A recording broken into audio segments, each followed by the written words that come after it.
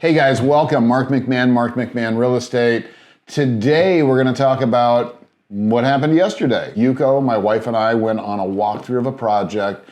Super simple project that should have taken just a couple weeks to do. And of course, as often happens in this business, a few things went wrong. We got through it. So yesterday was the day we're going to go put the sign on the ground, take the pictures, be all done.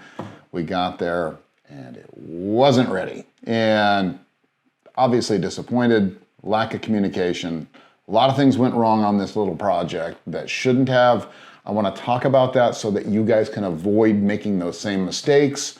I've been doing this for 15 years and it still happens every once in a while. I know there's people out there that say, it never happens to me. It's like, yeah, I don't believe them. The expectation today was to go out and take pictures of this project, put the sign on the ground, like I said earlier, and list this sucker and get it sold. You know, we've done everything we're supposed to do and everybody's performed the way they're supposed to perform, or so we thought. We show up and it was a very, very different story. All right, so we're on the street right now. This is a really good neighborhood. Bigger houses, 3-car garages. This is a great property. Dream flip. So if you guys can find these cosmetic flippers or flips, that is the way to go. Yeah, it is. We pull up in the same landscaping that I told them to tear out and replant and start watering and, you know, rejuvenate. It's all there, it's just more dead. I just got to the house out here in Palmdale and we're here to do a final walkthrough, but we're only about halfway done. There's a bunch of stuff that's got to be done. And if you look around, there's just so much little stuff that didn't get done. The sprinklers were supposed to be on, the grass is all dead. So, you know, a little bit of drama. Easy to take care of. If you were a rookie, probably you'd show up and just freak out, but I know it's going to take about another week to probably get it all done. So obviously that isn't going to fly, but that was the first thing we saw when we pulled up. You know, the next thing we saw was dirt everywhere. We opened the front door and everything is completely covered with dirt. House has not been cleaned, it's filthy still. It got painted and it looks really good there. The paint looks good, but the house, bathrooms are filthy. Now, all the debris is gone, but all the construction dust and everything is still there. The kitchen, the guys had been cooking in the kitchen, which was fine. I told them they could. They didn't clean. Right now it's just filthy dirty. And then I got a call on Friday saying the refrigerator was out, so we're gonna have to replace that too. Grease and dirt all over the stove. There was window screens missing that should have been replaced. Doorknobs that hadn't been put on. There was just so much that hadn't been done. Yeah, dirty carpet. Dirty.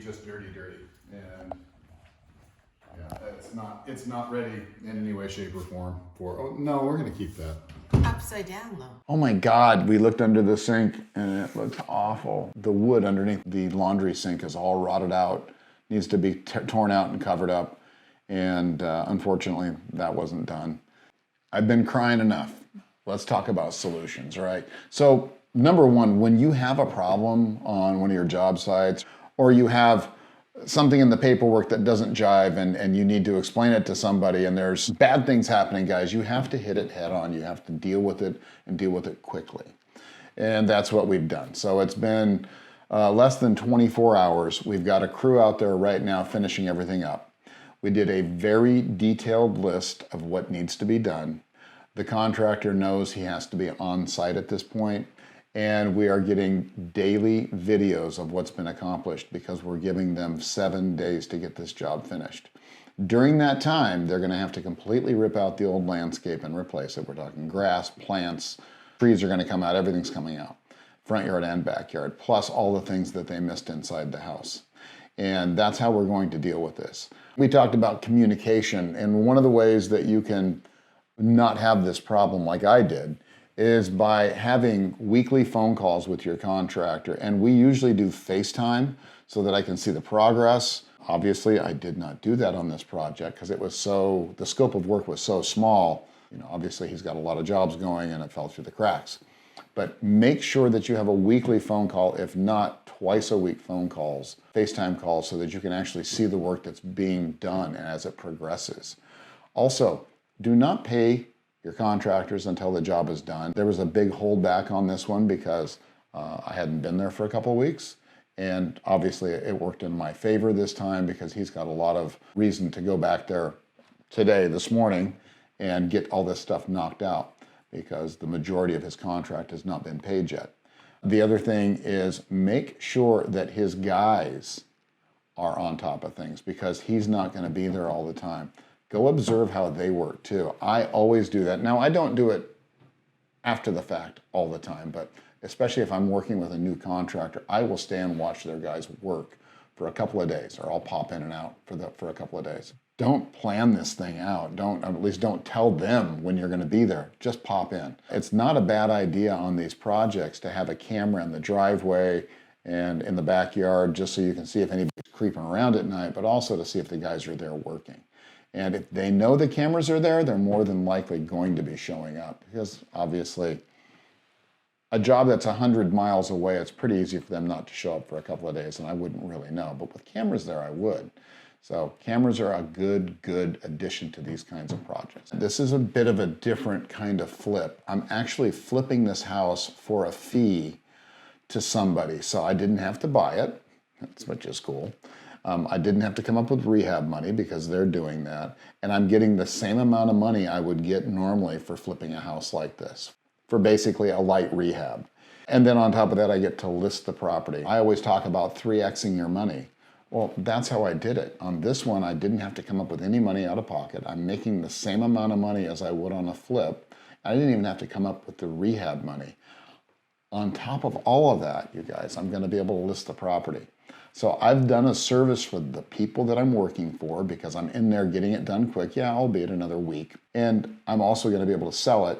I'm going to be able to control the sale so that they make the most money possible. Guys, this is how you 3X your income, I'm telling you. This is something that you can offer your clients where you go in and fix up their house for them as long as they pay for it, and you get paid for managing that, and then you also get the listing for listing their house and getting them more money. It is an absolute win-win. So this is how you turn lemons into lemonade with a project like this. You know, we will still end up getting more stuff from the client because they have more properties and they love the arrangement, right? We didn't have to go through an escrow. We didn't have to buy the house and go through an escrow and deal with all that. We're just basically listing it for them and fixing it up for them. It's very simple for both of us. I love this business idea. People have been doing it forever. This is not the first time I've done it. First time I've shared it though.